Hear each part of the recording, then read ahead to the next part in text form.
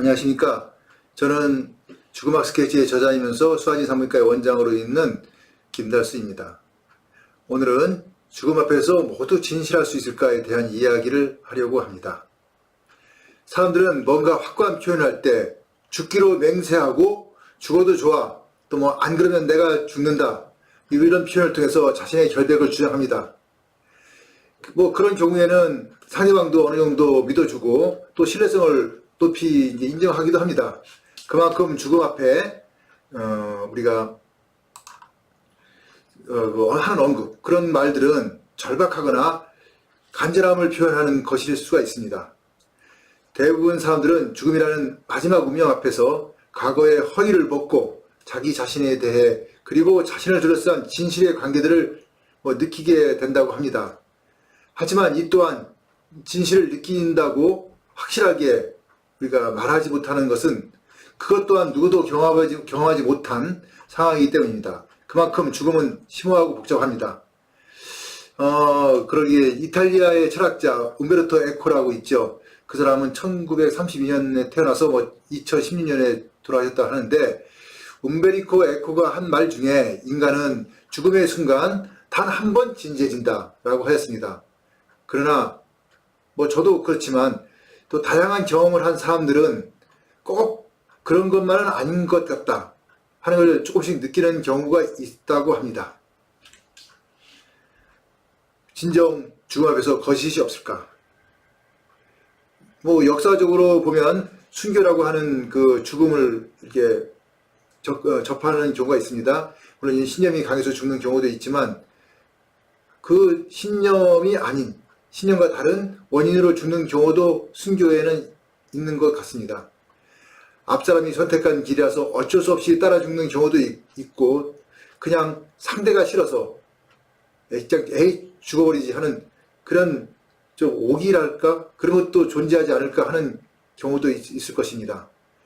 이런 것이 진정 자신의 죽음에 대한 진전성이 있는 것은 아닐까 하는 것에 대해서 좀 의심이 되기도 합니다. 우리가 보면은 죽기 전에 밝히기 어려운 재산의 문제, 숨겨진 범죄의 문제, 과거의 자기 범죄의 문제겠죠. 불안정한 가정 문제, 그런 여러 가지 다양한 이유로 거짓말을 하고 죽는 경우가 저는 있다고 봅니다. 하지만 이런 것이 진실이냐 아니냐를 따지기 전에 현재 우리 법에서는 공소권이 없음을 이유로 더 이상 진위를 가리려고 하지 않는다는 것입니다. 얼마 전에 어느 기업인의 죽음 전 밝힌 그 정치자금 문제에 대해서 여러 사람들이 곤욕을 치르는 것을 보고 과연 진실은 무엇일까 하고 생각해 보았지만, 역시나 그것의 진실은 알 수가 없다는 것이 현재의 답이라고 봅니다.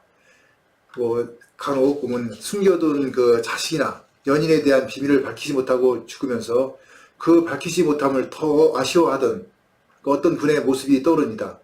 결국 그 진실은 영원히 비밀이 되었지만 마지막 그것을 숨기고자 하던 그 노력에서 애절한 아픔을 보기도 했습니다.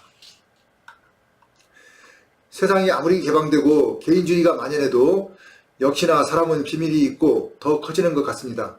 이런 사람들의 걱정은 이제 죽은 다음 유산의 배분보다 자신만이 가진 정보와 어떤 다양한 이야기들, 숨은 이야기들, 이런 것의 관리와 또 이런 것을 삭제하는, 그리고 또 봉인하는 것에 대한 걱정이 더 커지는 것도 사실입니다.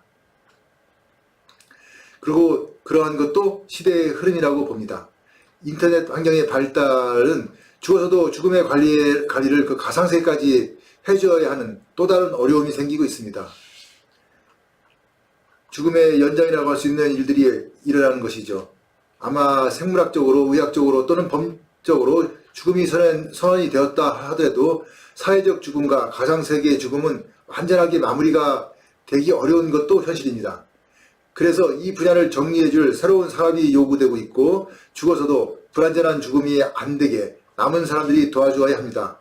이런 과정에서 발견되거나 밝혀진 새로운 사실, 진실이라 그러죠. 사실에 대한 문제를 어디까지 감추어 주어야 하는지와 어떻게 잘 처리해 주는가에 잊혀질 권리 또한 절실히 요구되는 것이기도 합니다. 가상세계에 한번 들어온 자신의 이야기는 영원히 돌고 돌아서 이게 어떻게 보면 영생이 되는 것일 수 있다고 봅니다. 물론 우리가 아는 영생과는 다른 이야기지만 파멸할수록 나오는 흔적 그걸 다 없앤다는 것은 불가능하고 살아있는 동안에 작업한다고 해도 그걸 다 삭제하고 죽지는 어려울 거라고 저는 봅니다. 그래서 과거의 흔적이란 소중한 유물과는 좀 다른 의미로 보아야 할 것입니다. 특히 영상 자료는 너무나 생생하게 오래 보존이 되고 존재합니다. 그러다 보니 넘치고 넘치는 이런 자료들을 과연 누가 어떻게 정리하고 분류하고 삭제하고 보존해야 하는지에 대한 완전한 논의도 아직 할 수도 없거니와 그런 것을 시도한다는 것도 어려움이 있습니다. 그러다 보니까 이제 죽음의 그 직전에 경험한다는 임사체험 또는 종말체험, 그의 이제 사후교신이라 그러죠. 이런 현상도 이런 가상세계와 접목하면은 가능성이 있는, 조금은 이해가 되는 그런 부분도 있습니다. 불가능하지 않는 그런 이야기라는 것이죠. 죽은 다음에 받아보는 목소리, 또는 매일 같은 가상공간의 커뮤니티 현상들, 이런 것들도 앞으로 더 많아지고 흔한 일이 되기도 할 것입니다. 이제는 현실과 가상의 세계가 혼동되는 그런 미래의 모습에서 우리는 죽음을 어떻게 받아들이고 이해해야 할지 더 고민하고 나름의 대안을 찾아서 이제 우리가 준비를 해야 할 것입니다.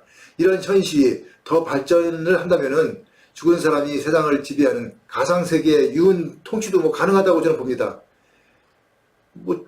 자기의 살아생전에 모든 준비를 해놓고 그것을 계속 지시하고 또 그걸 통해서 알려주고 하면서 자기의 뜻을 펼칠 수 있는 그런 통치 제도도 분명히 가능하다고 봅니다. 그런 나라가 있죠. 또 저 위쪽에 가면은, 저 북쪽에 가면은 그런 나라도 어느 정도 우리 사회에서 보일 수 있는 거니까.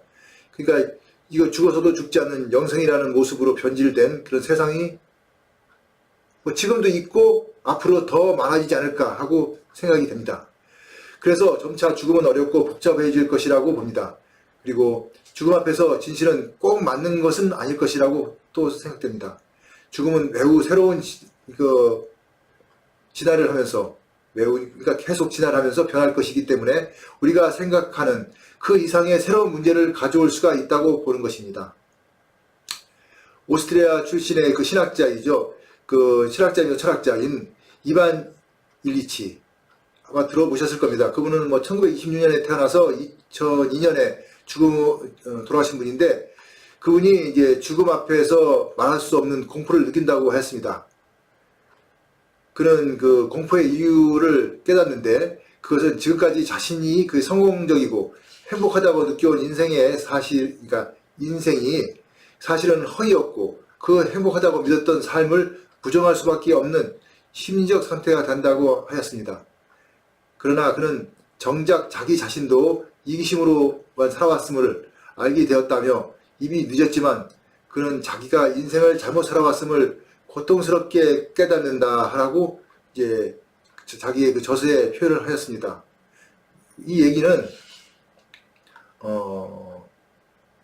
자기 자신이 죽음에 대한 공포가 당연히 있죠.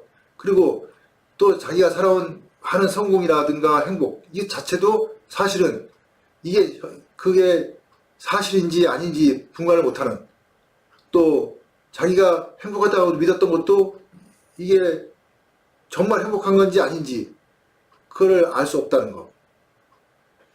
그래서 쭉 살아보니까 후회가 많이 되고 또 그거에 따른 또 고통도 있지 않았을까 하는 것입니다.